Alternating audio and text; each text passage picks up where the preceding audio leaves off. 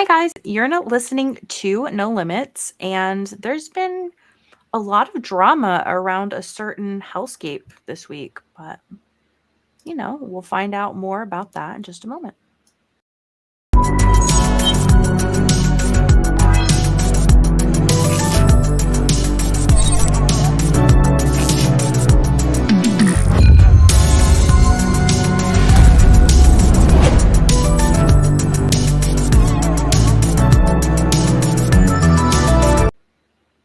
Welcome back, you guys.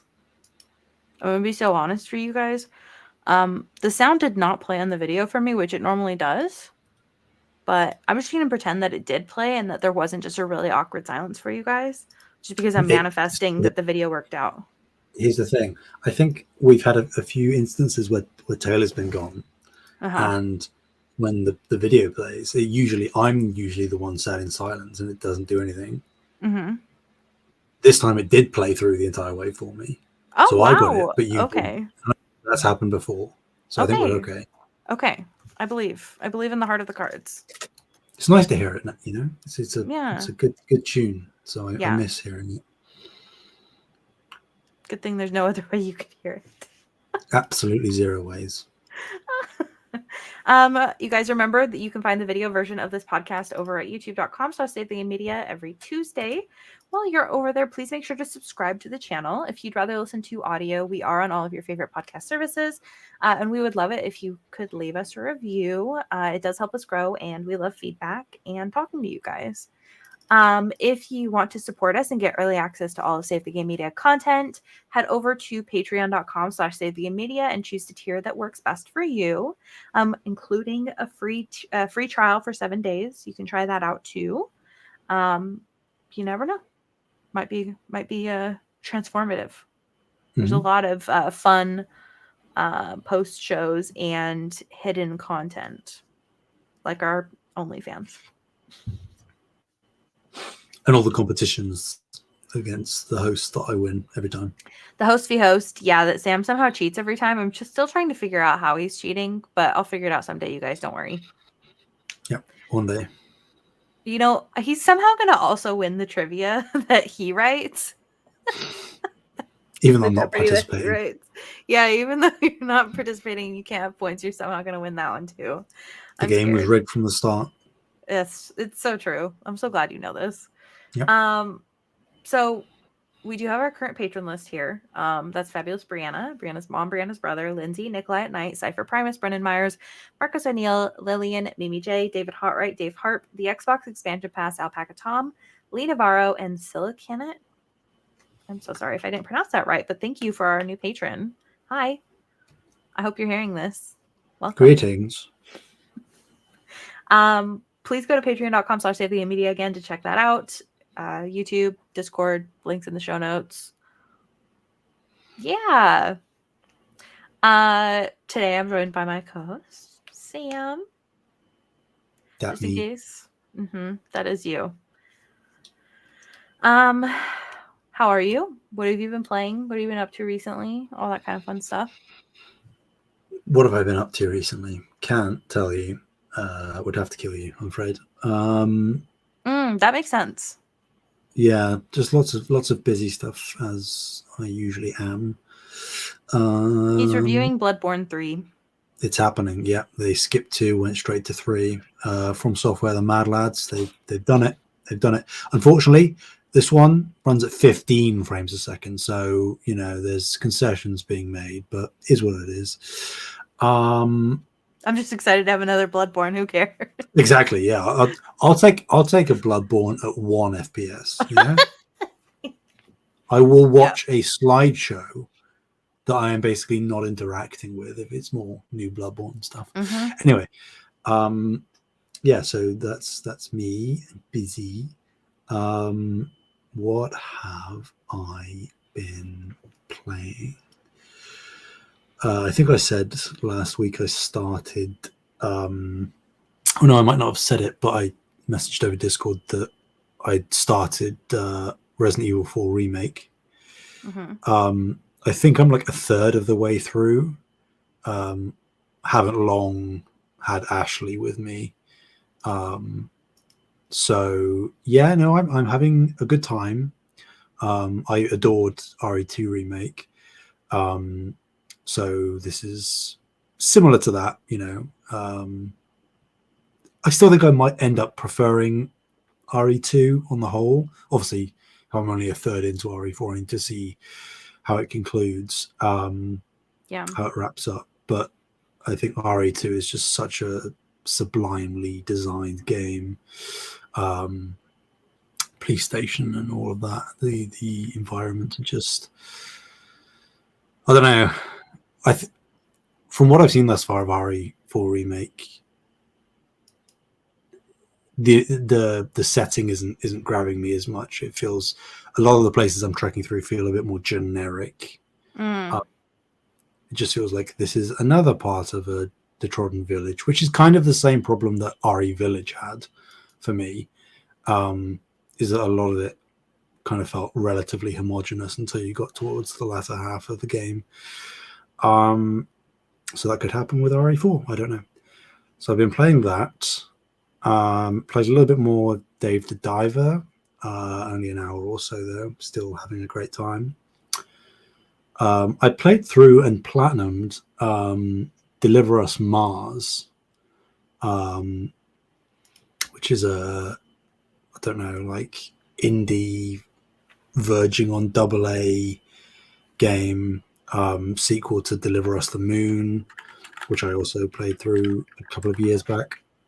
Yeah, it's cool. A bit janky, bit rough.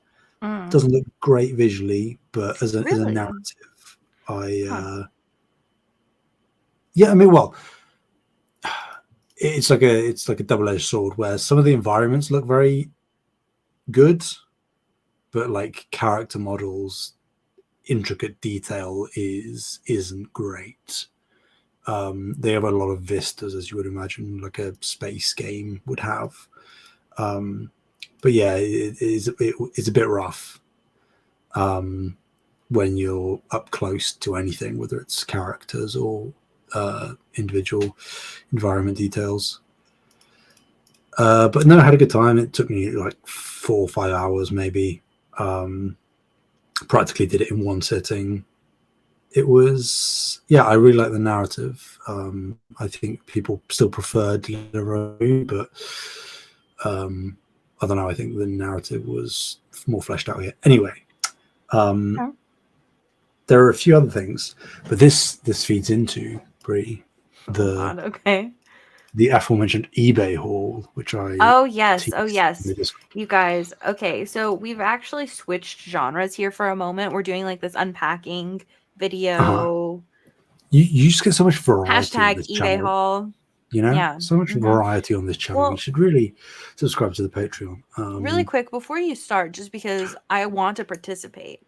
Last week, while we were talking, and you were like, "Oh, you know, I had mentioned the only thing that I shop for is this particular brand." I did look it up. It's called Gunnison Creek. They don't exist anymore, but it's the one thing that I will go on eBay /Poshmark / whatever to find. And last week, while we were talking about it, I went and found this shirt that I'm actually wearing right now. So I wore it so I could participate in our little eBay unpacking haul thing. Yay! So, okay, now your turn. So what was last week was RE4 and Deathloop. I had mentioned there was meant to be 2 more, but they got waylaid in the post. Luckily, wasn't scammed, didn't get lost in the post. They just took a long time to get here. So those 2, I'll go in chronological order of what I've picked up. Is Immortals Phoenix Rising, which is probably the best game that Ubisoft has put out in several years. You have said this, yes. I have already played through 100% of it, but it was a very cheap copy, very good condition, and I just like having physical games. So that's Makes sense. Next one, this is a dodgy one. Okay. I picked up Forspoken. I've played probably about 10 hours of it. Well, no, actually, that's a lie. Maybe 8-ish. I get the reviews now, like I understand it, because I think general sentiment around the release was like the dialogue is so cringy, it looks a bit boring, and like they're not wrong. But I will say that like the traversal and the spell casting is still very entertaining to me. I don't know whether that gets long in the tooth. I don't know how long the main story is, but yeah, I've played about 8 hours, and I think it's fine. It's like a 6 out of 10, maybe a 7, which is it's not bad. I don't think it's a bad game at all from what I've played thus far. It's just sort of vapid. It's a bit of a nothing burger. Yeah, I think that's kind of like the problem that everybody was like saying was like the story wasn't really there, and then like the combat system didn't make up for what was missing, right? So I mean, I don't know. When I tried the like the demo that they had, I really had a good time.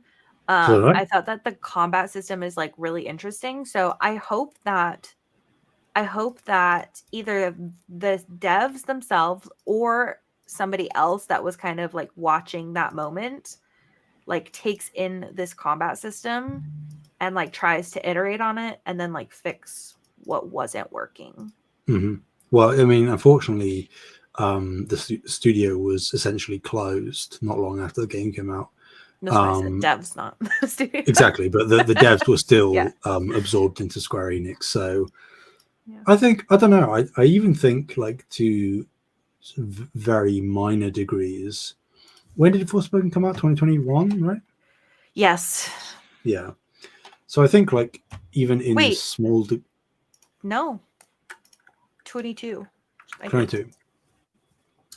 I think to small degrees, and I could be completely incorrect here, but I do see shades of Forspoken's traversal and combat in specific scenarios in stuff like Final Fantasy 16, even Rebirth to an extent in terms of like the spell casting kind of stuff. Obviously nowhere to the extent that Forspoken does it, but sort of power up flourishes, the visual flair of the spells and stuff. It's really upgraded since Remake. And that's something that Forspoken does incredibly well, the visual spectacle of the spells. So I think maybe that there might have been some bleed over there. I'm not sure though. But I'll persist with it. I will finish it because it was sort of a bit of a blind spot to me because like you, I enjoyed the demo and I thought, is it going that cheap? And again, it's in good condition, then I might as well try it out. I'm going to get it that cheap digitally ever. And it's weird that it hasn't been included as like a PlayStation Plus game yet, considering how poor it probably did. I don't know. Anyway. I did Google it, you guys, just in case, because I don't want to hear about it later. It came out in 2023. No.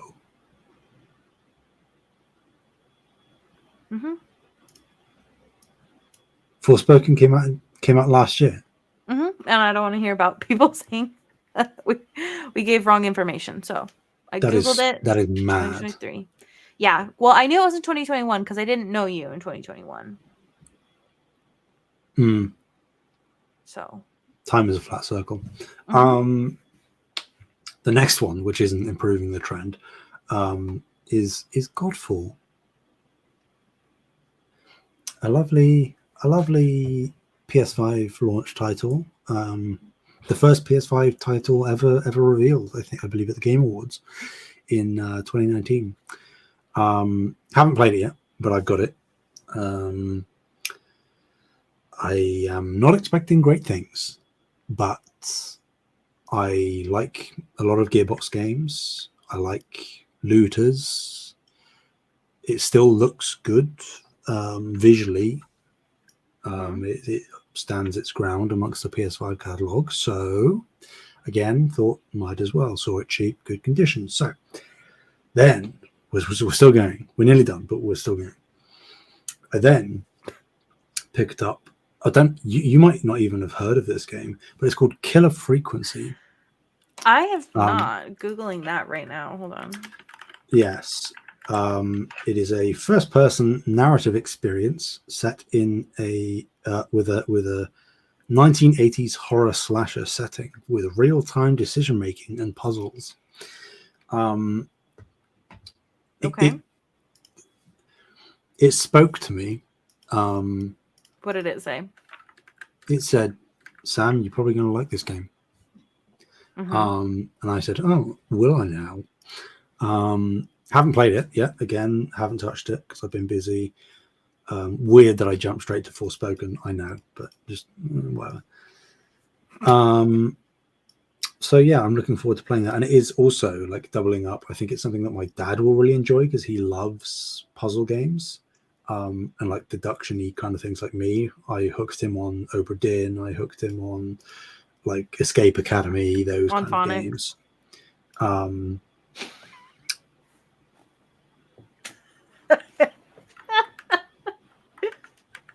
So I shall probably report back on that over the coming weeks. I really like the aesthetic of the game as well, the visual style. So we should be trying that out. And then this is gutting, Bree, because Taylor isn't here. Okay. Taylor isn't here to witness. But the most recent addition to my collection, and something I've played maybe 2 hours of, is indeed Helldivers 2. Oh no, Taylor's gonna be devastated. Yeah. I can't believe you're doing this to him. I know, sorry, Taylor. But yes, the FOMO hit me like a wave. I've been fending off the onslaught for a long time, knowing full well that any time I could have bought the game. And everything I was seeing, I was like, this does look pretty dope. All the reviews came out great, and stuff we're going to talk about today is a bit like, ooh, bad timing, maybe. Yeah, it was kind of awkward timing for sure. But still, I have it now. I'm looking forward to diving in. I really want to play with people. I've only really done some solo stuff, and then literally just a couple of missions, very short missions with a few random people without voice chat, which is kind of like negating the point almost. So I really do want to dive in and play with some people, whether it's Taylor or anybody else who has the game. I don't know. Bree,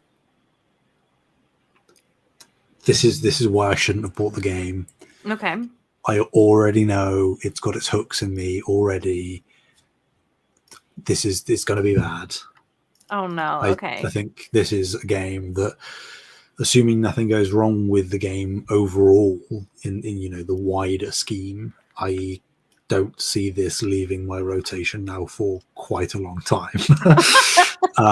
Which is what I knew was going to happen, or like what I assumed was going to happen if I got into it. And it's happened. Just the tone, the vibe, playing with the DualSense. I mean, you can play it on PC, obviously, but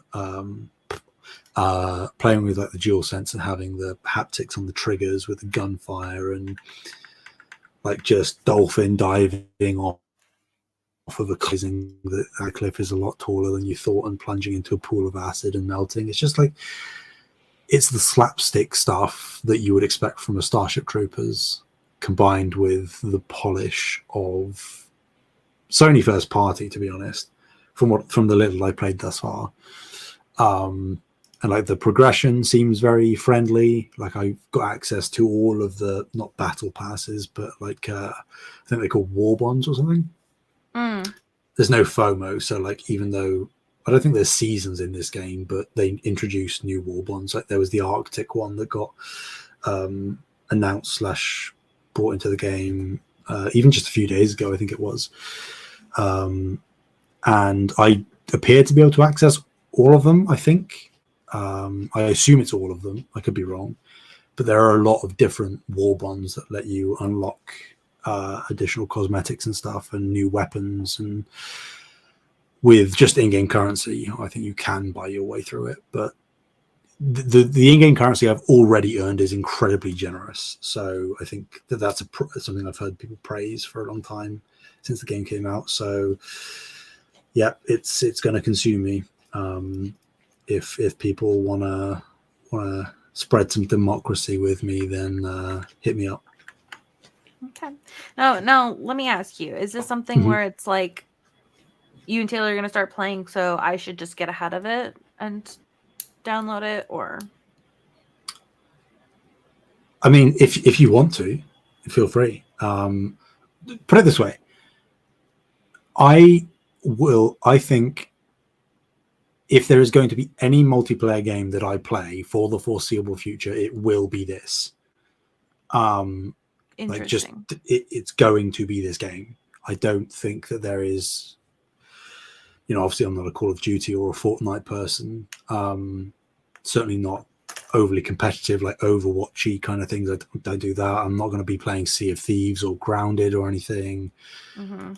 But Helldivers 2 it's not PvP, so like the competitiveness of it is absent entirely, which is a great turn on for me in terms of trying to get into multiplayer games. I just don't like how sweaty games get very quickly, particularly if you're coming into it after launch. You feel like you've missed the bus kind of thing. The ship has already sailed. In terms of keeping up with the meta, whereas that's not really the case here. Obviously there's meta loadouts and stuff, but if you can play solo and play with your friends, just your friends, or for the most part just your friends, then that kind of navigates that issue quite well. So yeah, I mean, if Taylor's up for it, which I assume he probably would be, then me and him will likely be diving in at some point. He doesn't know, obviously, because he isn't here, that I have the game. But yeah, I imagine we'll probably try and coordinate something within the next week or two. I don't know what his movements are, but and that would go the same for you, that if you are interested in diving in and defending Super Earth, I would gladly play alongside you. So okay, well, I'm just gonna forewarn you that I'm really terrible with shooters. It's a third-person shooter, so that's better. That'll help. That'll help for sure. I will say, I've told people this before. I said I'm really bad at first-person shooters, which I know it's a third person, but just for the story, I did tell somebody, and they said, "Oh, okay, yeah, no problem." And then I played with them, and they were like, "Oh, you really weren't kidding." That's fine. This is my double down on like the warning, and I know that most people don't care, but some people get crazy. So yeah, I think there is inherently a level of ineptness that is kind of the charm of Helldivers, which is what I saw before I played, and then obviously since I played, I can already tell that like the whole fun of it is kind of like you're overwhelmed at any given moment. So you're kind of just bumbling around inherently. And I think that if you are with friends and on voice chat and stuff like that, that is only going to exacerbate that element of it. Okay. So yeah, I don't think that specifically with the amount of like spread that the weapons have and the recoil that you have to contend with, most people, I think, unless you're like a pro, are kind of worse at shooting than they would be otherwise in this game. Okay. So I think it's quite forgiving on the whole, I would say, from the limited experience I have thus far. Well, if we're gonna party up as the No Limits crew, I am happy to participate at least a little bit. Okay. I'm game. Here's my real question: are we, just to plot this out, are we telling Taylor, or are we just gonna wait until he watches this someday?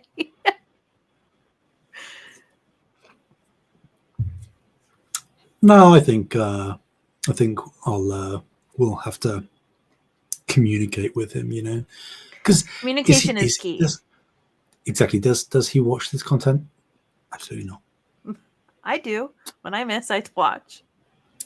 Yeah, and I mean, I pre-established in the opening that I clearly don't watch the content. So yeah, it's because you think you're too cool. I'm used to it. That's right. Yeah, I can only deal with so much of myself before my ego just gets too high. So yeah, if you were to sit and watch yourself, you'd be like, "Damn, he's so cool." I know. It's a vicious circle. It's just. So yeah, I'll have to message him. Okay. All In right. fact, I'll do it right now whilst you tell me what you've been playing. What have I been playing? There's this game nobody's really heard of recently called Stellar Uh-huh. Blade. Never heard of it. I found the swimsuit, you guys. I kept asking myself, I said, there's water and swimming and pools. Where's my swimsuit? And I found it. And oh boy, Nice. does it somehow make a swimsuit look even skimpier than the swimsuit already does. But what I can't really complain. You get like full butt, under boob, side boob. You know, what can you do? What can you do? Yeah.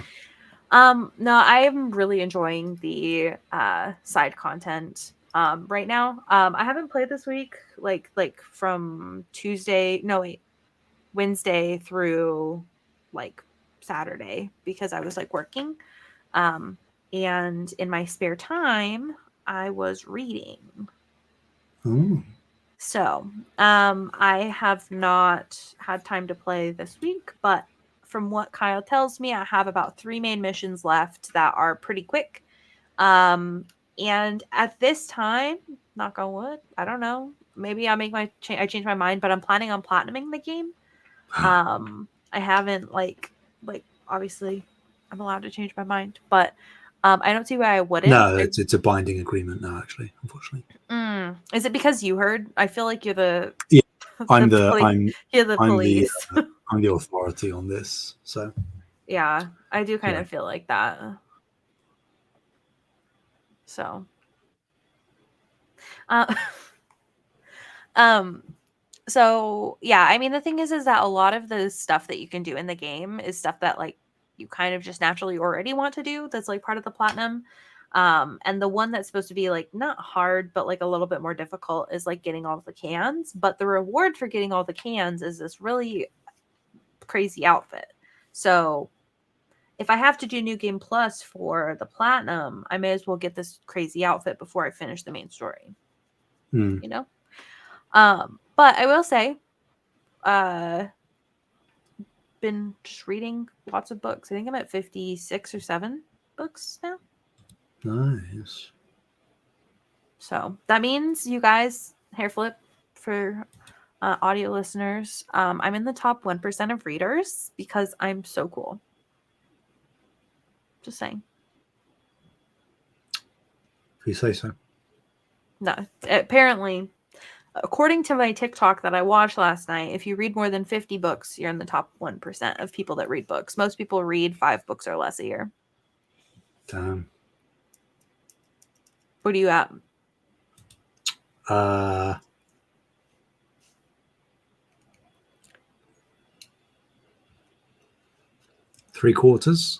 3/4 of a book? Mm-hmm. Okay. I will say, just because I'm pretty sure you'll know what this is, I'm like 99% sure. I went to the used bookstore. It's my favorite bookstore in the whole freaking world. They have cats and used books, and it's incredible. I found a used copy, but it was like basically brand new for $5 of Save the Cat, and I've never read that book. But it's supposed to be like the holy grail of writing structure / writing scripts. So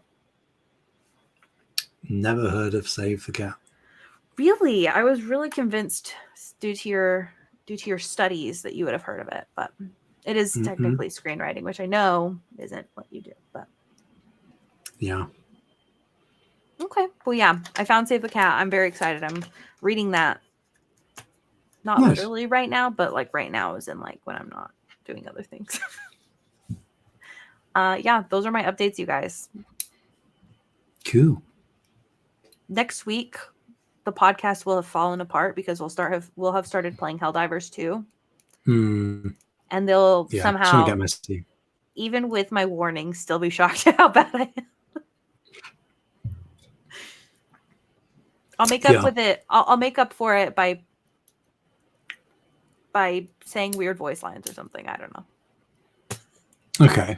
Yeah. You'll just be the hype man. Yes. Okay. Yeah, fair. I'd be good at that. We shall see. Okay, you I'm guys. excited. Have you heard of this game, Helldivers 2, and the drama? Actually, you know what? I kind of want you to take the story, Sam. I can talk, I can read it if you want, but I don't know what's going on, to be completely Okay. frank. Yeah. Read through the links because I'm Okay. having trouble trying to open them.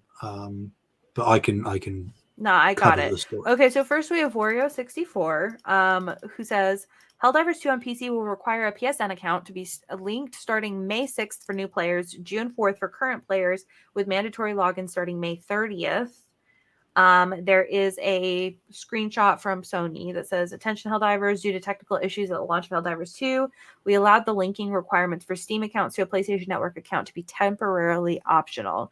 The grace period will now expire. See details below." And they explain what the tweet said. They say, we're sorry for the inconvenience. Next we have, sorry, I got to move this so I don't accidentally close this. Okay. Next we have from the CEO at Arrowhead and Helldivers 2 creative director said, ouch, right in the review score. I guess it's warranted. Sony, sorry, everyone, for how all this transpired. I hope we will make it up again and make it up and regain the trust by providing a continued great gaming experience. I just want to make great games. So the reviews are mostly positive to mixed. They've now switched, I think, mixed to mostly negative, I think is what the switch has now been recently. And then one other tweet from Wario64 that says Helldivers 2 on Steam is now unable to be purchased in numerous countries after it was announced that a PSN login will soon be required. Steam has also been approving refund requests for players even if they've played over 2 hours. Yeah. What a messy situation. So like basically the gist is that at launch Helldivers 2 was meant to have a compulsory PSN account link set up, right? Which is again, as I've been reiterating over and over again in various discussions on Discord, that's not an abnormal thing for publishers to do on third-party storefronts. Obviously, you would expect it within the given first-party ecosystem, so you would have to have a PSN account for games that you're playing on a PlayStation. That makes logical sense in the same way you would for an Xbox with a Microsoft account or whatever. They couldn't do that at launch for whatever reason, I don't know, but it was a technical issue. So like you said, that it was an optional thing that you could do, but it wasn't mandated. I don't know the specifics of why it was still a thing you could do, but they couldn't make it a mandatory thing. I don't know. Don't ask me. And now, obviously, they are reinstating that as a compulsory thing across the board. To not minimize the anger of people, the righteous anger of people in specific regions, I think that the majority of this is kind of just overblown nonsense and selective outrage, because this isn't a new thing. This is a thing that particularly players on PC have to do a lot of the time. Whether they are making an EA account or a Ubisoft account or a Microsoft account. Now it's a PlayStation account. And I think that, like, not that I'm again suggesting that people are stupid, but I do think that there is a misconception from a certain number of people that I've seen that are kind of inferring that you need to have a PlayStation to be able to make a PSN account. I just want to clarify, you don't need a PlayStation to make a PSN account. You can make a PlayStation Network account for free as long as your region is supported, right, by PSN. There's the rub, right, that there are a large number of regions across the world that currently do not have PlayStation Network functionality. And that is a problem, clearly. because if you can't access the PlayStation Network to make an account in your region, then you can't play the game. That the anger is from those people specifically, and only those people, in my opinion, is completely justified, understandable. It was May 6th for new players and June 4th for existing. I think that was the dates. Yes. And May 30th was when they were going to start requiring the logins. Yeah. So this is clearly like Sony stepping on a rake, right? And it's slamming them in the face. There's no way around that. Yeah. They've done a thing that they technically didn't need to do, but they want to do it, which is completely understandable because everybody else does it. And they want to integrate you as much as they possibly can, even if you're solely on PC, into the PlayStation ecosystem, right? So they can kind of tempt you over, and it's maybe like, oh, I can get these games on a PS5 Pro. Oh, okay, that sounds maybe compelling. In the same way that a Game Pass subscription might work for getting people into the Xbox ecosystem, maybe less so now, obviously.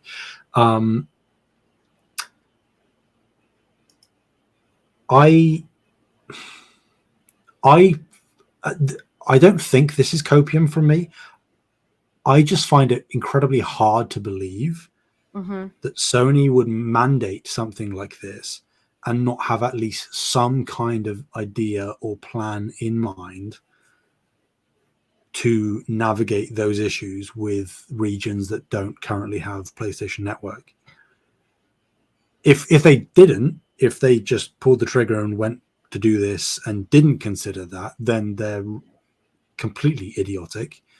And the fault is on them either way, but I think that then it becomes a lot less forgivable, if not completely unforgivable, for them to do this kind of move. But I don't know that Sony's that stupid.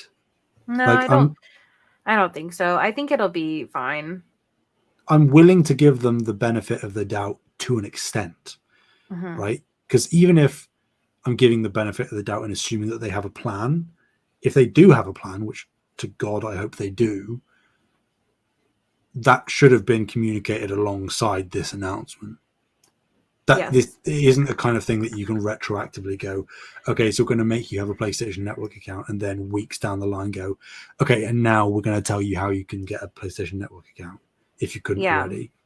So that's that is really the misstep, assuming, of course, that they do have a plan.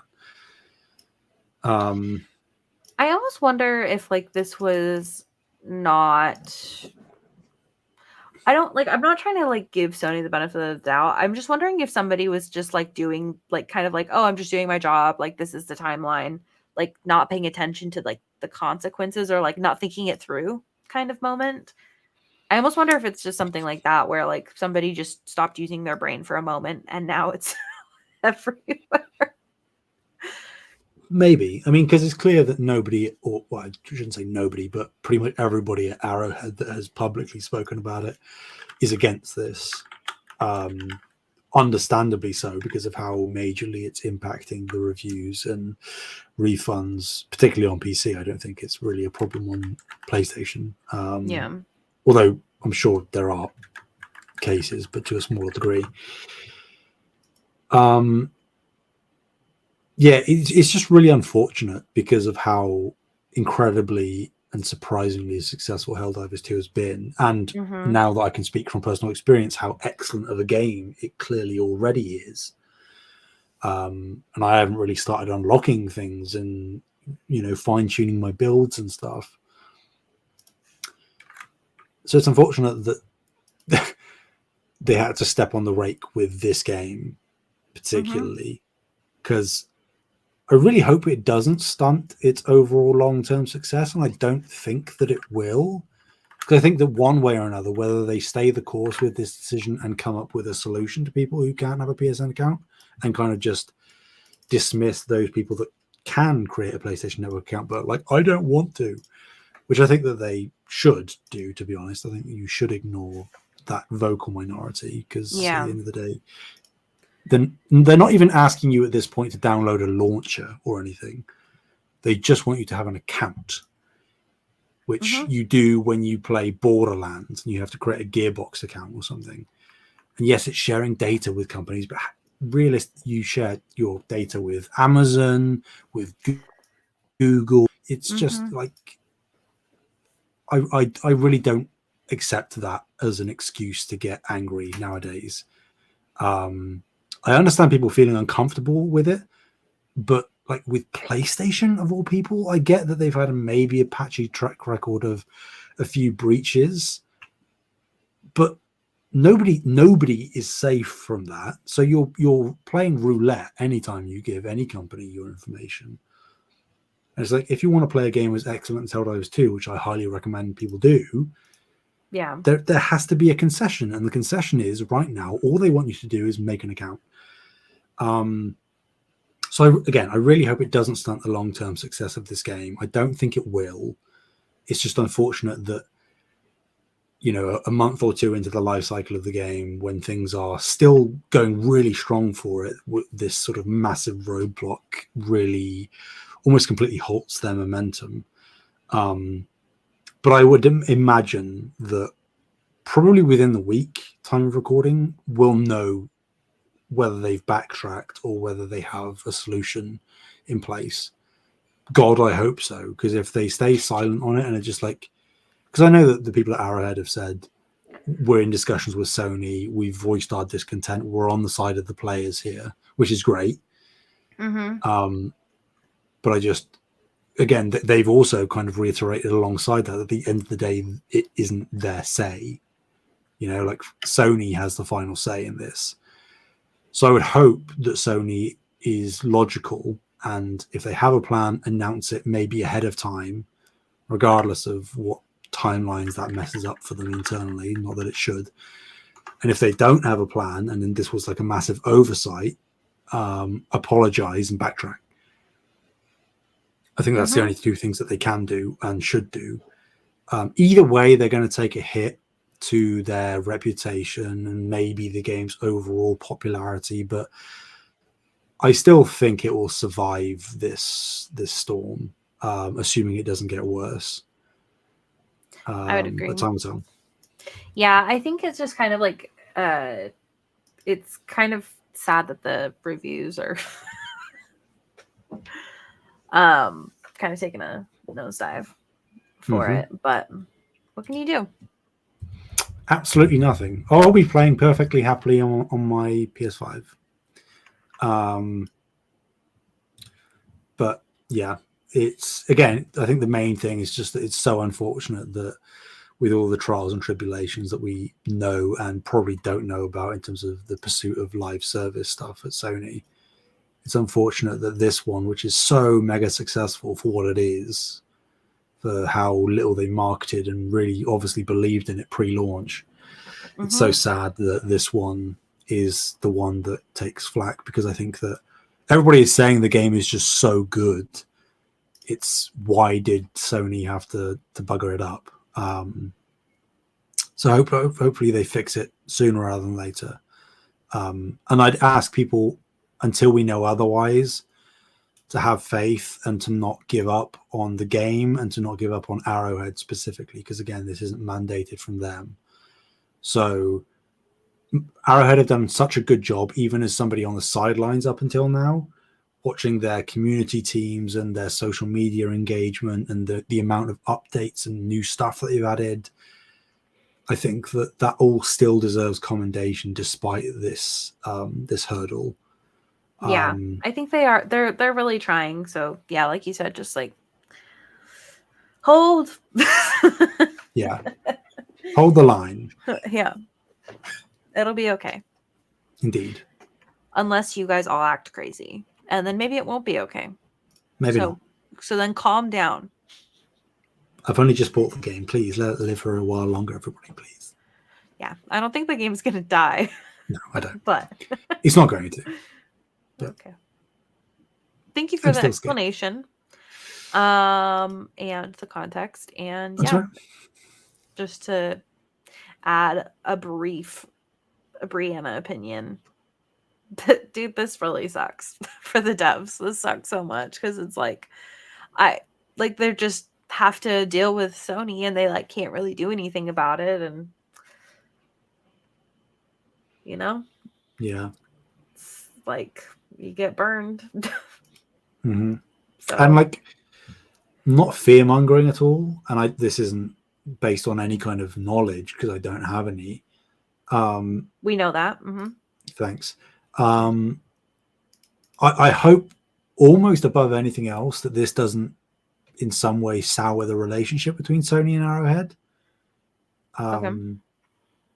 Like Sony isn't going to sour on Arrowhead because they're bringing in tons of money for Sony, but Arrowhead to Sony, I don't want Arrowhead to now think of Sony as the corporate overlords that screwed their game over, I mean, they kind of did though. I mean, yes, but I don't want that to become the thing that completely changes their dynamic or prevents them from continuing to work together, because we talked for months now that like Arrowhead is a likely acquisition target, and I don't want this to be a thing that maybe stops that from happening. I don't think that it would stop the acquisition from happening. No, but I think you still like just the overall dynamic and the vibe between the two. I don't want to take a downturn. Yeah, we would hate for the vibe check to not pass. Indeed. So Sony's got to put that work in so that way the vibe check does pass. Amen. Not the vibe. I miss those videos. Ah, what a good time on the internet. You ready for the next story? Yes. Okay. Go ahead. Yeah, I'm checking to see if I can open the link. Is this one going to work? It is. Excellent. We have the monthly games for May for PlayStation Plus. They are all available May 7th, and the games are as follows.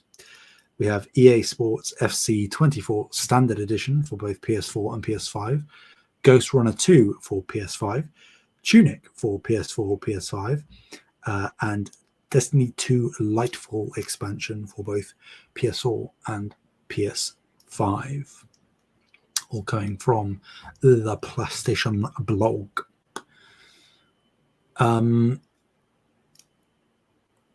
You're welcome, everybody. I had only purchased Tunic on my PlayStation not that long ago, so you're welcome, folks. You manifested it. Oh, that's always how it goes. You buy a game, and then a month or two later, it shows up as a PS Plus game. That's what always happens. Is there anything here speaking out to you? Obviously, Tunic. I mean, yeah, I love Tunic. Please play Tunic. I think Tunic is incredible. I really hope that more devs make games like Tunic. The way that they like use the way that they used the manual, like that's such like an old game kind of thing, but the manual is like built into the game, and it's so magical. It's such a fun game. And like I don't want to spoil anything because I know somebody on this podcast is potentially going to play it, but there's like a particular thing that happens at the end that was just like, it was such an incredible like unfolding of like, oh my god, what is happening, that it's just like there's not quite an experience like it for me. It becomes a first-person shooter, doesn't it? It does. Oh my god, how did you know? I knew it. It's actually the sequel to Doom, Eternal. It is actually. Yeah. That little fox rips and tears. Yeah, he does. He's very cute. Yeah, even with all the blood and viscera on him. Yeah. Mm-hmm. Yeah, I will get to Tunic. Was there anything else, or is it just Tunic really that speaks to you? That's just anything else for you, or? I am interested in Ghost Runner 2. I didn't finish Ghost Runner 1, but I really enjoyed it, the little I did play. So I probably will test that out. And like, it's so disheartening because I think one of the the other Destiny 2 expansions was on PlayStation Plus within the last year, I want to say, for sure. It feels even more recent than that, but it's one of those impenetrable things to me, where kind of like Helldivers 2, I feel like if I got into it at a reasonable time, I probably would have it probably would have been one of those persistent games for me that I always go back to. Yeah. Because I played a little bit of the original Destiny, and the Bungie gunplay. I loved the sort of abilities and stuff. I really liked, and some of the world building I thought was interesting, but I fell off very quickly, and it just I don't even know where to begin nowadays. So seeing these expansions being included for free, I'm like, that would be so cool if I cared. Yeah. And I feel like it would be so easy for me to have cared, but I don't. So yeah, I think just Ghost Runner 2. Obviously, if I didn't have Tunic, this would have been the time that I would have dived in to try it. But I already have it, and I will, as I promised, I will get back to it and finish it. You better. I will. Otherwise, what am I supposed to think? That I don't like Tunic. That would probably be the assumption you have to conclude there. That would be terrible decisions, though. We all have bad takes, apart from me. So, really, yeah, true fact. Okay.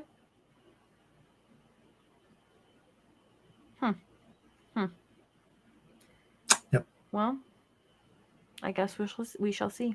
Yeah. All right, you guys. Next story. This is actually not really a story. It's just a little tweet. I just thought it'd be fun to talk about it. So this guy, I'm so sorry. Who? Velatro Nick? Special Nick, yeah. Okay. I think Grub has already mentioned it, but I'm hearing we're getting a PlayStation show this month. Not sure if SOP or Showcase, State of Play. And oh boy, am I gonna enjoy this one, is what they tweeted. Yeah. So Special Nick is, for people that don't know, he's a one of the hosts of the Xbox Era podcast. He's a relatively notable insider-ish leaker, not leaker, but he typically can break a lot of exclusive news, whether it's on the podcast itself or via an Xbox Era blog post. Xbox Era, the ones that initially broke the story of PS5, Starfield coming to PS5, which kicked off the whole multi-platform debacle at the beginning of the year. That was them. We've talked about it, about a showcase this month, right? It makes sense to happen. They did it in May last year. Obviously, that one didn't go great. It means they can get ahead of the E3 period. They like to go first, typically. That's what they did last year. Makes sense for them to do it again this year. They're in as strong, if not a stronger position in terms of sales this year. With the optics around Xbox, I think that maybe in the eyes of some that strengthens them further. There are going to surely be a lot more eyes on this showcase because we need to know what's coming from several studios. Yeah, it's weird to me though. So many studios, literally so many studios. Basically every single one. We know technically, or we think we know, what is still on the plate from Insomniac, but that's just due to the hack, right? But outside of that, informed assumptions, but realistically, we don't know. Outside of Ghost 2, which we know is obviously going to be a thing and is probably coming sooner rather than later in the grand scheme of things. Everything else is guesses. it's still weird to me that all the people that are talking about knowing that there is a PlayStation something this month, they're still uncertain if it's a showcase or not. Like, I don't know. Because if it's not, okay, like hypothetically, if it's not a showcase this month, is the inference there that they just aren't going to do a showcase until maybe the latter half of the year, if at all? Which is like, don't know about that one, Chief. Here's the thing. Theoretically, the words state of play and showcase are both kind of made up. I mean, yes. So you could theoretically have the same content and decide to call it either one. But I think the difference is that not necessarily for everyone, certainly not the wider market. Within the people that will pay attention to this being announced and like be the most eager to tune in, you have pre-established to a certain extent what expectations can be set from both of those things. They both mean different things. That like state of plays don't necessarily preclude first party content from showing up, but typically it is second party and third party advertising with maybe one first party thing that takes like the focus, right? Or takes like a big debut extended gameplay section or something. Yeah, but those are like arbitrary rules that are kind of made up, is what I'm saying. Yeah, again, I don't disagree, but there is a pre-established notion. So I think that, again, like, okay, so if we're assuming, regardless of what they call it, that the show this month will be where they announce Housemarque's next game, Bluepoint's next game, do a splash screen reveal for Naughty Dog's next thing, show off what Cory Barlog is making, reveal Ghost of Tsushima 2. Even if that content is there, I think that they are doing themselves a disservice in terms of marketing and hype build-up, which is typically what Sony does better than anybody else, sort of maybe Nintendo. I think that whilst the word choice is ultimately superfluous, yes, in the grand scheme of things, because it matters more about the content of the show itself than what they title it, I still don't think that it's inconsequential. Like, I think that because every one of the big showcases, they have drummed up a lot of hype for, whether it was the reveal of the PS5 and they called it the Future of Gaming event. I think inherently, whether it's specifically just the PlayStation stuff or just the E3 period at large, showcase is not only what is expected around this time of year, but I think is what will guarantee drawing in the most eyes. Well, so I don't disagree with you that like that the name does matter, but what I'm saying, I'm wondering if that's why they don't know which one it is.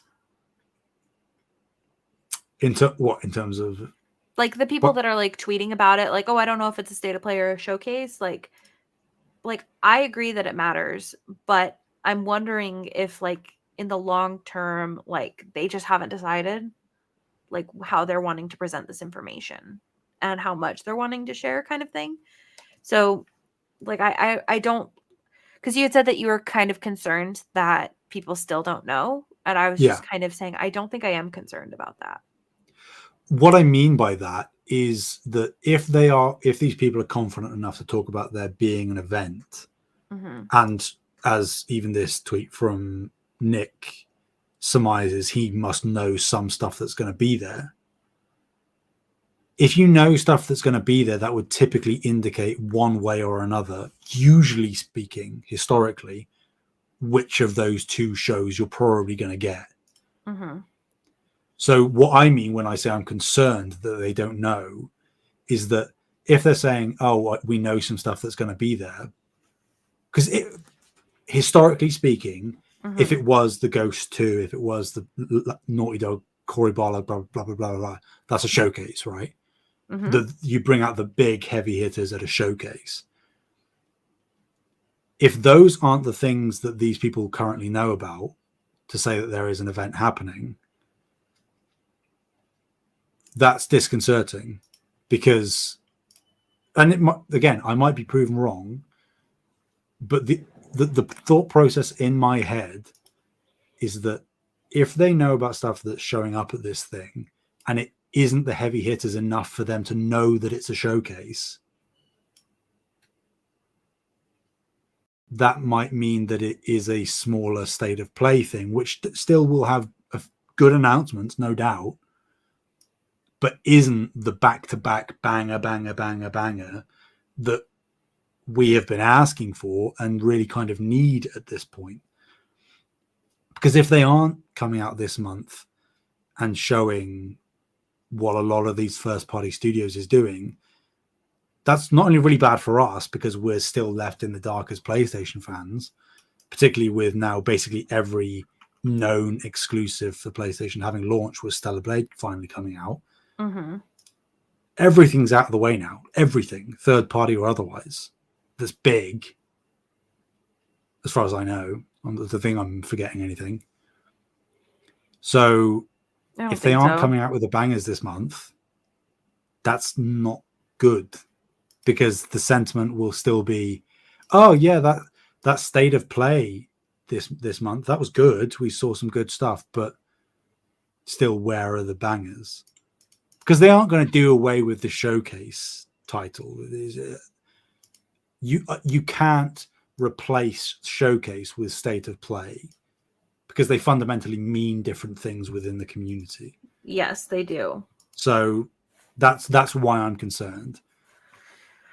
I see. It's not really the nomenclature of it. It's more that they know things that are going to be there, but that isn't indicative to them of which one it's going to be, which means that it might be leaning towards a more low key, not banger thing, which is what we want, right? See, so but the tweet made it seem like they were pretty excited. Okay, but here's where then we get inside baseball, because Special Nick is a very niche guy. He doesn't really like the big AAA stuff all that much. So like I listen to Xbox Era, and I kind of know what Nick is into. And if he's talking about like thing that I'm really gonna love, you can get into specifics of like he adores Sly Cooper. And I think he really likes Infamous as well. Like he harps on about those a lot, which could mean, are we getting like collections and bundles of these old games, which I'd love, of course, or is it that there are just more games within his preferred genres, which I do know less about, to be fair, but definitively he is like on record, even up to very recently, saying all of these big 30, 40, 50 hour games that people are playing, I just don't ever get into. So if he's excited about it, I don't know that that's indicative of like the bangers. Could be of like one or two bangers, maybe. But yeah, I'm still expecting a showcase. I still think that it's going to be a showcase. God, I hope it's a showcase. But I am a little unsettled. Because even Grubb said, obviously we're talking about Special Nick's tweet, but like Grubb himself was like, not sure if it's a state of play or a showcase. And I kind of feel like we would know by this point. Yeah, because we're getting pretty close. Exactly. So if they haven't been definitive enough to line up the big guys and have trailers or gameplay demos ready, I don't know that it's going to happen and come together on time for it to be this month. So we'll see. It's strange because either way, we probably would have known definitively in years prior what this is going to be, if not exactly what day it's going to be. But we don't know either of those things. So I don't know what that means, but I don't like that I don't know what it means. Okay. I mean, Sony is kind of sitting, like, it almost feels like they're like sitting on like a treasure pile at this point, because it's like we know that they've got stuff coming, right? We know that they've got a lot of big stuff coming. Mm-hmm. So I'm really quite irritated that they haven't had something where we already know at least some stuff that's going on. I think I expressed that multiple times last year and at the beginning of this year, right? Like, I think that they're not doing this the correct way with just leaving everybody in the dark as to like what's Mm-hmm. going on. But I also don't.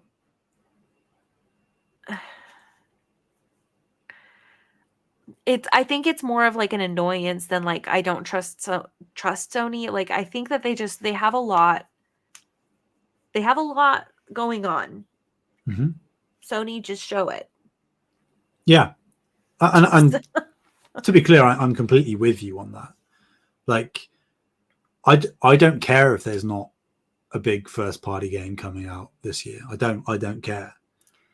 They've been feeding me well, and I've got plenty of stuff backlog, and I'm sure there will be games coming out from third and second party, exclusive or not, that we don't know about yet, that will at least partially fill up the second half of this year. Mm-hmm. We just need to have a roadmap. That's all we're asking for. Mm-hmm. Games don't have to be coming out right now in rapid pace. They don't have to be. We just want to know what's coming.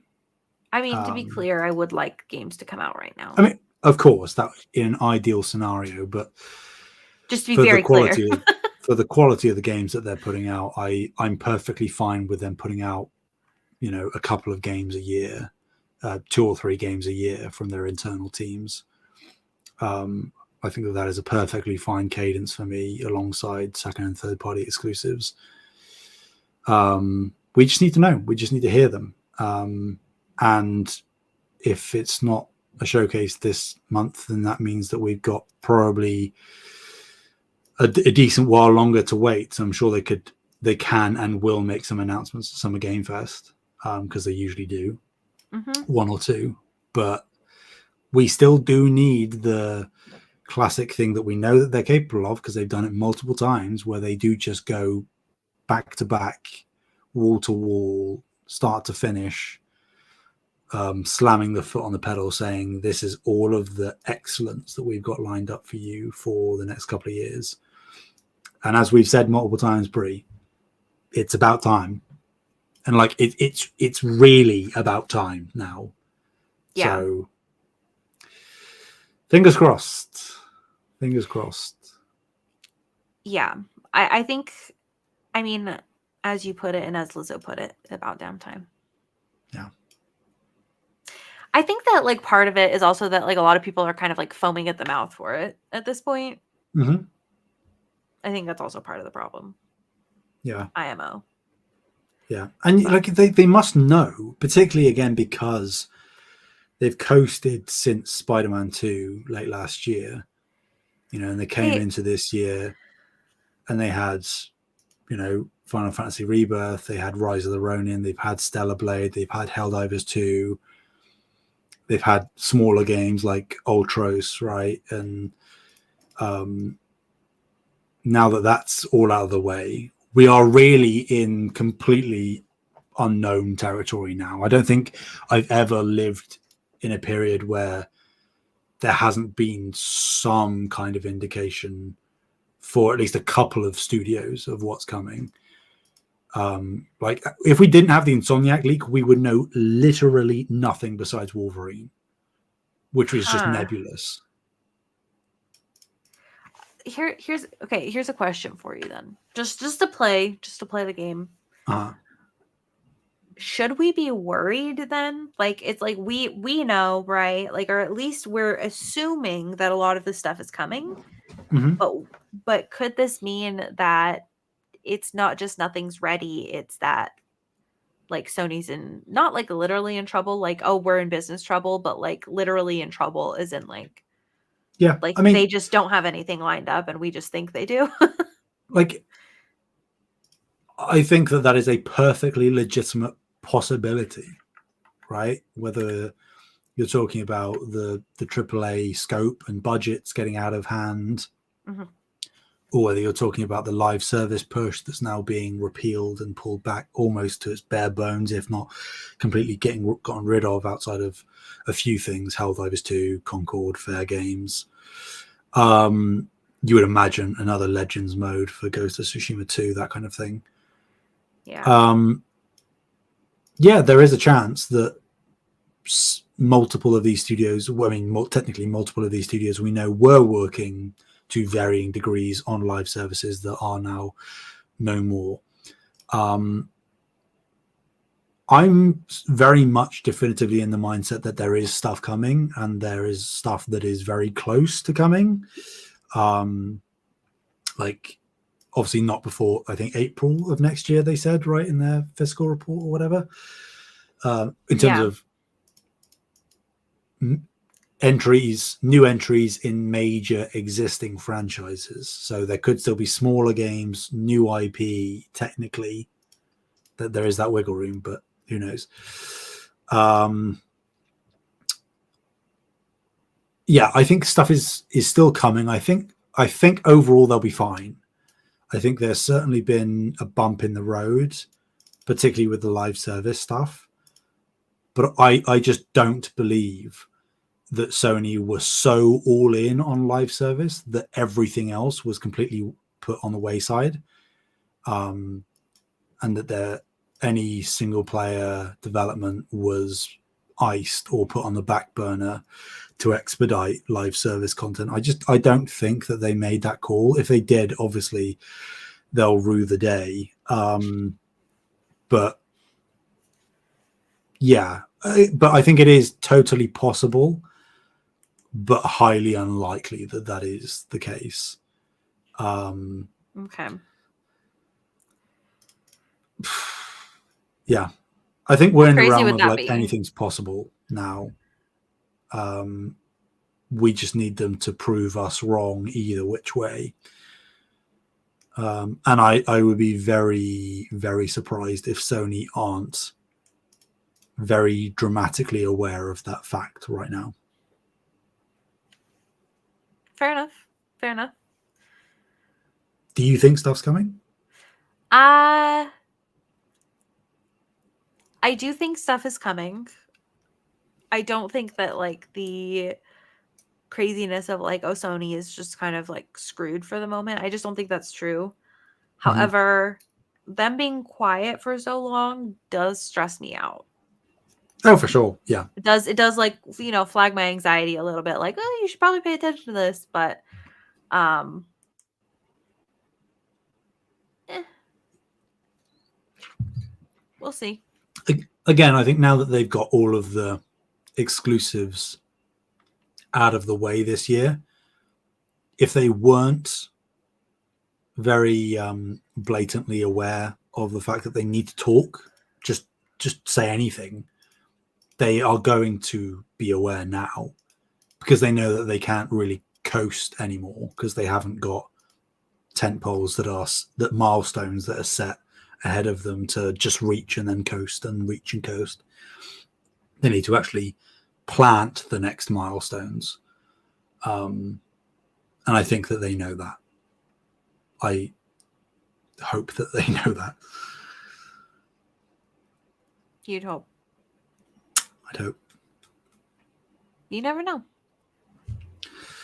Hopefully we find out sooner rather than later. Hopefully. But I guess we shall see. Do you want to hit this next one? Sure. Just quick and easy. We don't have to. Yeah.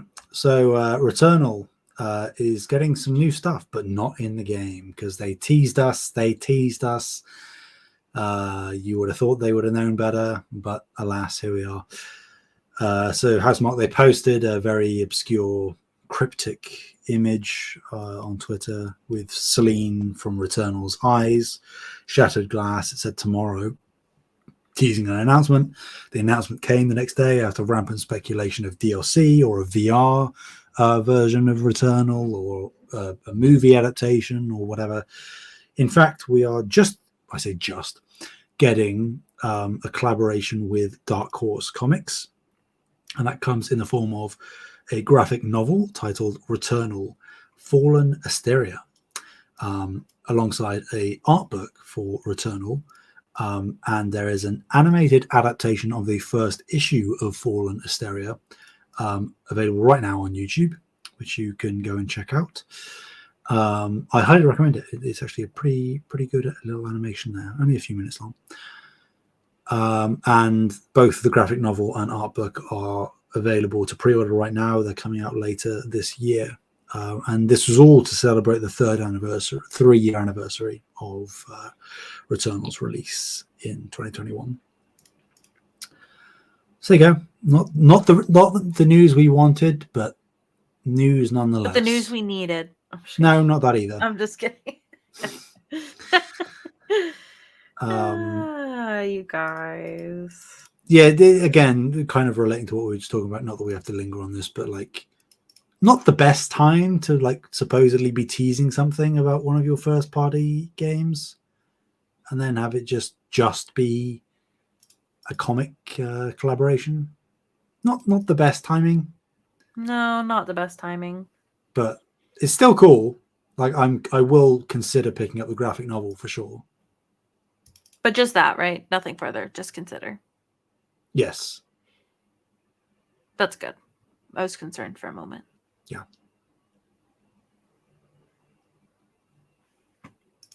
Play Returnal, people, please. I would, but it kicked my butt. That's the point. I will play it again at some point, but it's not today. It's not today. Okay. Too many books to read, as you can see by my giant pile. My books are just growing out of my walls at this point. Okay, just another quick tweet for you guys. Last one. Shadows has tweeted. So I'm hearing some stuff about Gears of War collection is actually really happening. Possibly summer, August release date, and a potential PS5 release as well. Yeah. So he's I think Taylor pointed out in the Discord, he's a Gears of War like affiliate partner. Has worked sort of alongside promoting the coalition stuff for a long time. So I joked when Taylor shared this tweet that, you know, the sources trust me, bro, which technically is correct because this is just coming from a YouTuber content creator who could very easily just be engagement farming here. But Jeff Grubb reported on the idea of Gears of War coming to PlayStation. Speculation of a Gears collection has been rampant for years now, not PlayStation specific, but just in general. If they are announcing Gears 6 at this Xbox showcase in June, also makes sense to finally bundle the other games in the same way they did the Master Chief collection for Halo. And I do think that if it's coming, it will come to PlayStation. Okay. Which is... I was going to say, that's an Xbox, like capital F franchise. Yeah. So Xbox is took dead. the words out of my mouth. That I think if that does happen, the floodgates are open, right? The horses left the barn. Yeah. If a thing like the Gears of War games come over, anything is game. Which, like, kind of a foregone conclusion at this point from all the indicators suggesting that basically every Xbox game will come over at some point, one way or another. Certainly future titles, not necessarily all legacy games. Yeah, I'll just be very interested to see how that communication is handled and where it is. Like, I sent in a question to X Talk saying that doesn't seem like the kind of thing Xbox would want to say at their own showcase. Mm-hmm. Unless all they do is show the Gears collection in a trailer and then have a PlayStation logo on the, you know, the title at the end with the release date or whatever, and don't really draw any attention to it, but it's there. But I do think that realistically it's probably safer for them to I don't know, actually. Like, I've thought about this a fair bit, because I don't know that there is like a good place to put it, so to speak. But like I said to X Talk, I said that like a more neutral stage like a Summer Games Fest would maybe be a better option for them, but I don't know, actually, because then the narrative is kind of out of their hands a little bit. As much as they still control the announcement itself, it isn't within an event, a showcase that they themselves have sole ownership over. You know, how much could Xbox control Keighley from making a remark or something? You know, I think that whilst he's likely not going to, if it were to happen at Summer Games Fest. Also, let's not forget, Summer Games Fest, I don't know if it is, but likely going to be live with an audience again, I think. You are potentially opening yourself to like insane reactions from the crowd one way or another on either of the extremes, either laughing or getting angry, if you make it the announcement an event like Summer Games Fest. So more games are coming, and I would imagine more games are probably going to come before the end of the year, but I just don't know how they're going to handle that stuff.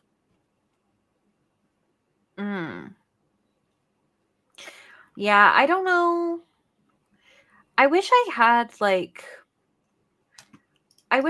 understood like a lot of what Xbox is doing. You know? Like just a little bit. Like I just need like just a tiny bit more deeply. Like I just want a little bit of a deeper understanding. Like what's going on over there? I think like when we talked about it to death, I love talking about it just because it's so unprecedented and genuinely interesting to me. That's completely devoid of fanboyism. I don't care about that. I joke about it because it's funny to joke about. It is funny to joke about. But I think like realistically, like if I'm to boil it down, because again, I've been thinking about it a lot, I think Xbox's strategy is pretty much self-evident in that they want to become the biggest third-party publisher in the industry, because they are already, and they just have to commit to that. The amount that they own, the amount that they can publish and put out every year now, they can very easily become the biggest third-party publisher and therefore reap in profits that they have never seen before. Double fold, triple fold what they're used to, if not more than that, with Call of Duty in-house and everything. And if they publish everywhere, they will win. They won't win the console war, but the console war is lost. And I think that the only reason that they aren't fully committing to that and just saying it as it is because they know that if they do just break the news, so to speak, there will be unprecedented levels of backlash and vitriol from the community. Well, what do you even say? We lost? Well, I mean, they've already said that. I know, but like... But Phil's already said that they lost the most important console generation. There isn't really a place for us to compete and stuff. It's like they need to go off and do their own thing. That they've got a different strategy.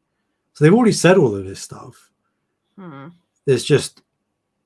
I think it's both a matter of denial from a stringent part of the Xbox community, denial that what is happening is actually happening because it's happening, and two, an unwillingness from Xbox's side to say that overtly instead of just drip feeding it as they technically currently are, until it's kind of like the boiling a frog analogy, right?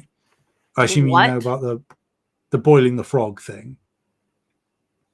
You can put a frog in. If you turn the heat up, yes. Okay. Slowly. Yes. You can cook it to death and it won't even notice. Yes, I have. Right. I think that's kind of what's happening. Not saying that Xbox is killing their users, obviously, but the analogy they is are. that they have them in murder factories. Indeed, of course, right. Xbox is just slowly turning up the heat and saying, well, it's just 4 games. They're just going over. And, oh, well, we're not really competing in the console space anymore. And, oh, we'd like the idea of maybe introducing third-party storefronts on Xbox. And, oh, yeah, we're exploring different SKUs and approaches and handhelds and different models and stuff. And, yeah, I mean, it might become a more niche market. And, oh, we'll see how these games on other platforms do. So they can still technically make the steps that they want to make and that they are making, but they are doing it in a very, very, very staggered manner. So like to the death point by a where thousand cuts kind of thing. What I guess technically, yeah, but not even that aggressive. It's more so that we'll reach the end game of what they're striving to become and to do, and we won't have even realized that we've gotten there by the time that we've got there.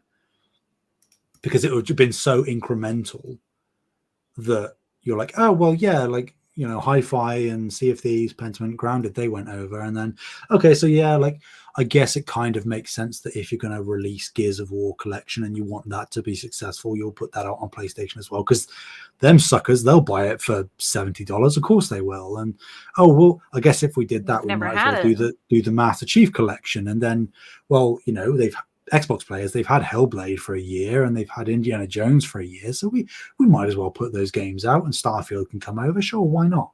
And then Elder Scrolls 6, and then things maybe go from a year to 6 months, and then from 6 months exclusivity to 3 months or 1 month or day and date, and it will be subject and case-by-case basis, as Phil has said multiple times. There was going to be a case-by-case basis on exclusivity going forward until more and more things come. And why wouldn't they do that? How long do you think this death will take? I think for as long as Xbox can prolong it. I think they will, kind of like Sony are doing, but in the opposite direction. They'll just coast, right? Because the more they do it, even if it's slow, they'll be making more money each time they do it. So they could expedite it, but they know that the backlash will be really bad and they might then suffer financially because of that.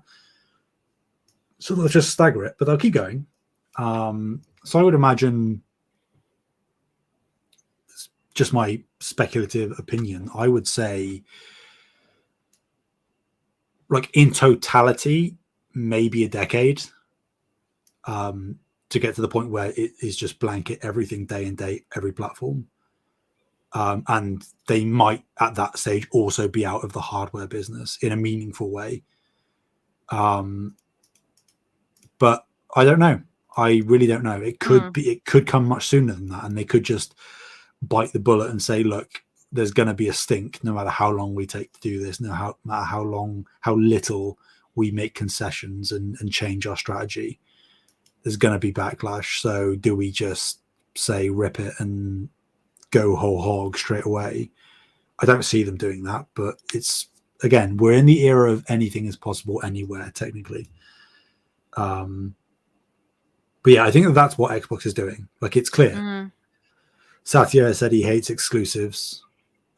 He made, even though the hardware was at a record low, he was focusing on the fact that Xbox had more games on PlayStation than any other publisher.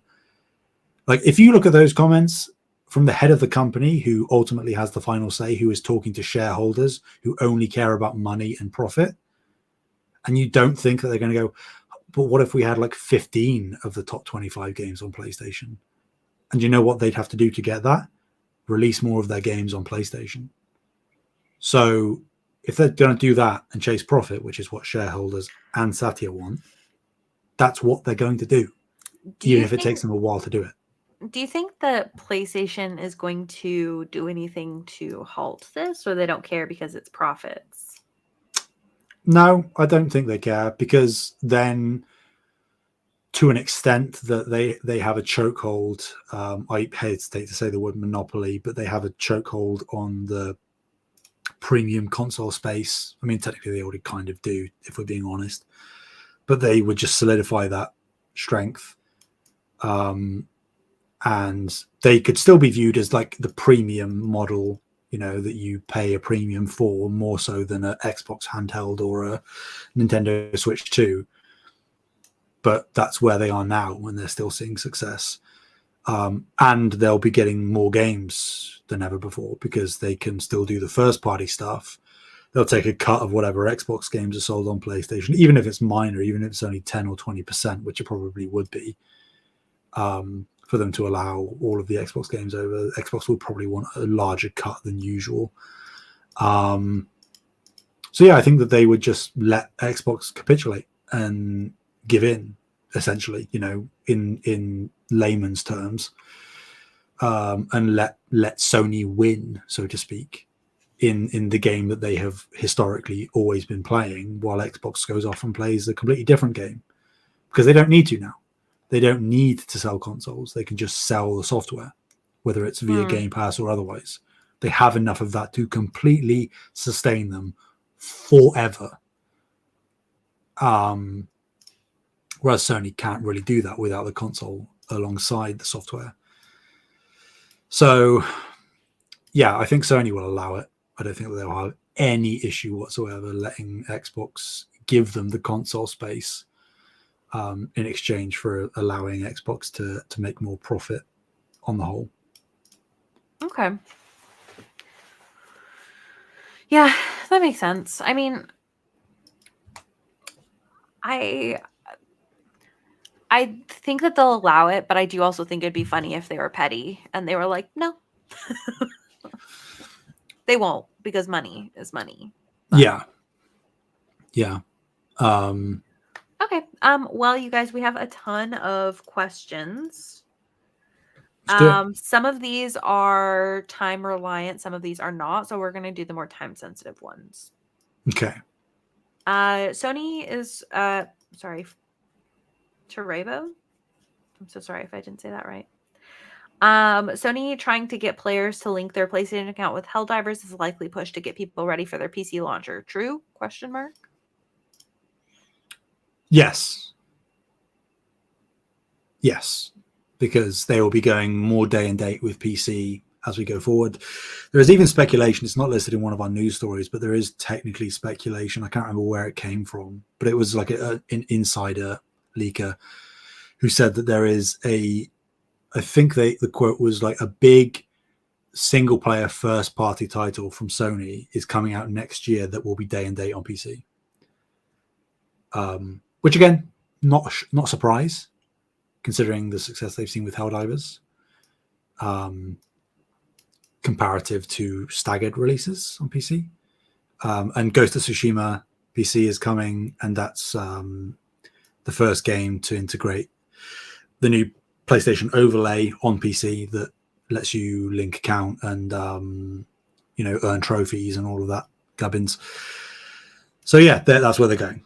It's linking accounts. Not that they're gonna.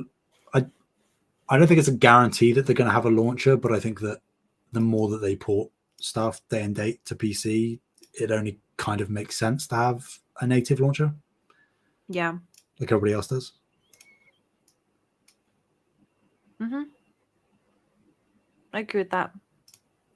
I think that I've harped on this multiple times. I really don't want any more launchers on PC. I know that everybody keeps saying, "Oh, it's not a big deal. It's not a big deal."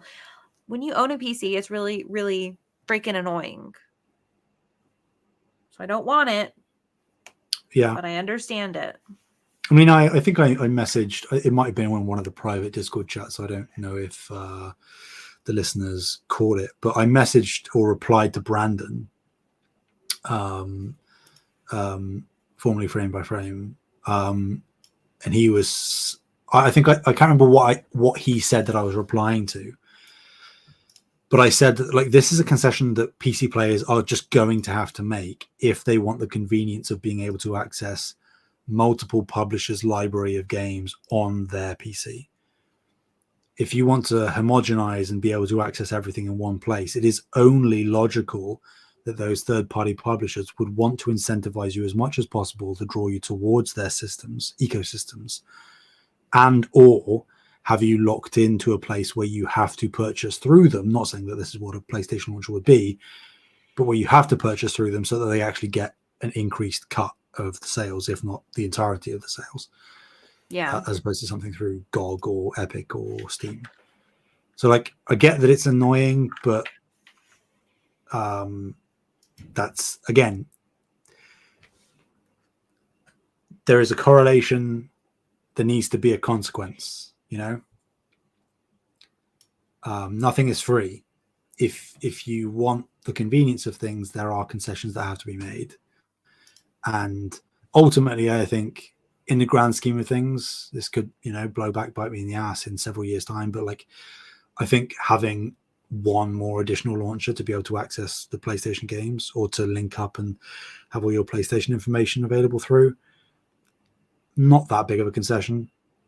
I just hope that they design and handle it well whenever it comes. I think as long as it's stable and feature complete, or feature rich at least at launch, then we shouldn't have too many problems. Okay. It'll all be okay, you guys. It will. It's just someday Steam will eat all of the other companies and force them to all just work in Steam. Be a big cannibalization of the industry, but everybody will be happy because apparently working at Steam is really great. So I hear. So.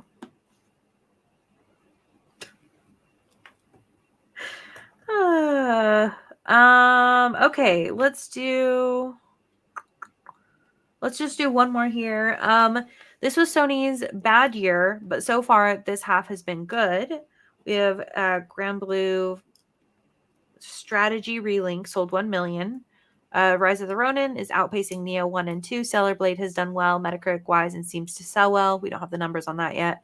Helldivers 2 has broken Steam charts and has been a great success, minus recently. MLB The Show is multi-platform, but still Sony IP and doing well. Was Sony ever really in trouble in 2024, or was it just people screaming and crying because none of these AAA critic or cinematics amazing titles are your cinematic amazing titles? Excuse me. What do you think? What do I think?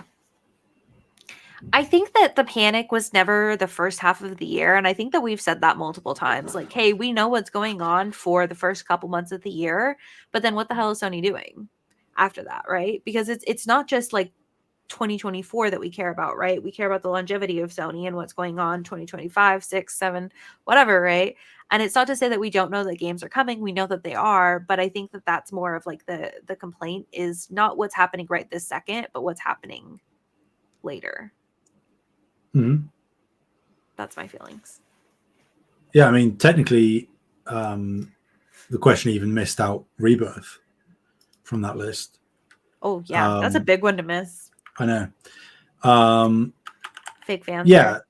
So I think that like the sentiment was always that people saying that Sony was going to have a weak 2024 was kind of disingenuous from the get-go. If you clarified weak from a first-party perspective, then yes. If not totally absent, we don't really know yet. But they've had a strong year. They've had, arguably, I would say, the strongest year of the big three thus far, with the most bigger exclusive titles, whether it's second party, first party, third party. It doesn't really matter at the end of the day because it's just a game you're playing. Who really cares what studio made it? If you're having a good time with the game, that's all that matters. And they've released a lot of good games this year. So yeah, I do think ultimately, like, the question is kind of fanboy phrased a little bit of like the screaming and crying that it's not AAA bangers, but like not inherently wrong either. I think it's just that Sony have created a very strong precedent and expectation amongst its fan base that those are the kind of games that you will get. And this year, some would argue also last year, technically from a first party perspective, is the only ones in recent history, particularly from like mid PS4 gen onwards, that there's been a considerable lull in those banger AAA cinematic output.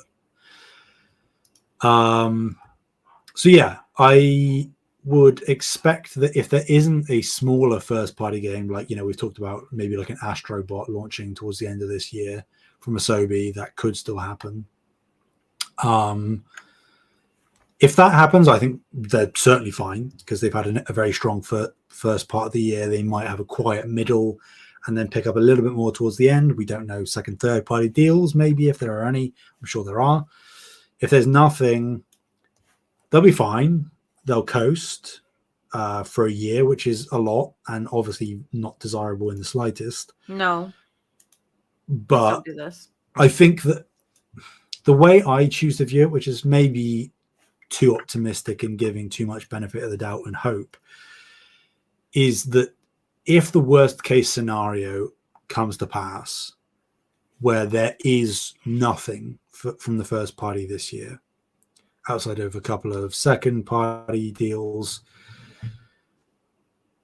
all that means, and I'm not going to pull out the wait till next year quote, but I think it does mean, like, just categorically, that if this year is that light, next year going onwards is going to be not crazy ridiculous speed, certainly not the speed at which Xbox are now going to be able to put out first party titles just due to the number of teams, but we'll have a very strong cadence from first party over the next couple of years. I think that will be the case regardless, but I think that if there isn't anything this year, it just guarantees that the cadence for the next couple of years is going to be pristine.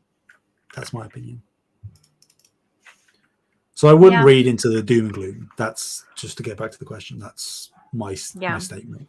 I think we've got a while before things start, like, before at least I'm like, holy cow, what's going on? I mean, I think if it's like, hey, there's nothing in fall, winter, there's nothing in spring, nothing in summer, then I might start freaking out a little bit. But yeah, if there isn't there's like a whole year of nothing. If there isn't a first party game out this time next year, and by this time I mean like I'll allow the entirety of May, early June, then we have a problem. I'll allow it. But I just don't think that that's going to be the case. No. So, and I know they've said nothing before April of next year, but like technically that can change. I'm not expecting it to, but that can change. Timelines for games shift all the time. They don't always or almost ever shift up, but they can. So if there is a team that feels ready to go, there is no reason for Sony to not really allow them to go. So we'll see. Yeah. Again, hopefully our questions for the next couple of years are answered by the end of this month. Mm-hmm. Hopefully. Who knows? If they don't answer more questions I think this time around, then I'm gonna say that they're just coasting because they've got other stuff going on. Yeah, I mean they need to talk this year, like whether it's this month at a State of Play or showcase, whatever it ends up being, or it's at Summer Games Fest, or they do a, God forbid, they wait until fall to do a showcase or something, which I don't think is the case because we've heard about this month, but still. It needs to be this year that they announce the big stuff. Like it has to come this year. The games don't have to be releasing necessarily anytime soon, but they need to talk. Yeah. If they don't give, show. If they don't talk, I think we should send you to Sony. Yeah. See if you can get the information out of them. What do you think? Yeah, I mean, I've got Shuhei's number in my phone, so I'll just give him a ring. I'll be like, "All right, mate, what's going on here then? What's going on? Where's the games, mate?" And he'll just smile at me through the phone because we'll be on FaceTime. But you'll know that he's smiling too. Well, no, because we'll be on FaceTime. We'll be on FaceTime. So he's just saying nothing, but just sort of doing his little smiley grin with his glasses on. Yeah. And he'll say, "Don't you worry, Sam. You're safe with us." And I'll say, "Thank you." You'll know it too. I know. In the warm embrace. In the warm embrace of Shuhei Yoshida. Shuhei. Isn't that where we all want to be? Let's be honest. Yeah. I mean, I wouldn't say no. In a non-creepy, consensual way, of course, but yeah, just like a good He looks like he'd be a good hugger. He's just the best teddy bear hugs. I guarantee it. I just know for a fact. For sure. Yeah. Well, all right, you guys. Thanks for hanging out with us for a very long time. One of our longer episodes for sure. Just providing content. This is what happens when you just let people talk. Yeah. There's lots to talk about. There is. Plus we had our whole mini episode where we did like our eBay haul. Yeah. Yeah. So we were making multiple kinds of content today, you guys. You're welcome. You're welcome. Give us money. Please give us money. You can give us money on Patreon or OnlyFans.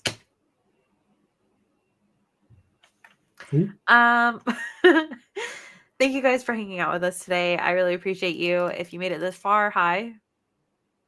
Come into the Discord. And also bye. Yeah. You can again find us on YouTube, Save the Game Media, Twitter, Save Game Media, Discord, all that fun stuff. Where can people find you, Sam? Besides OnlyFans? Anywhere and everywhere at Sam Heaney, Heaney. Okay, you can find me at Fabulous Brianna, FabulistBreanna.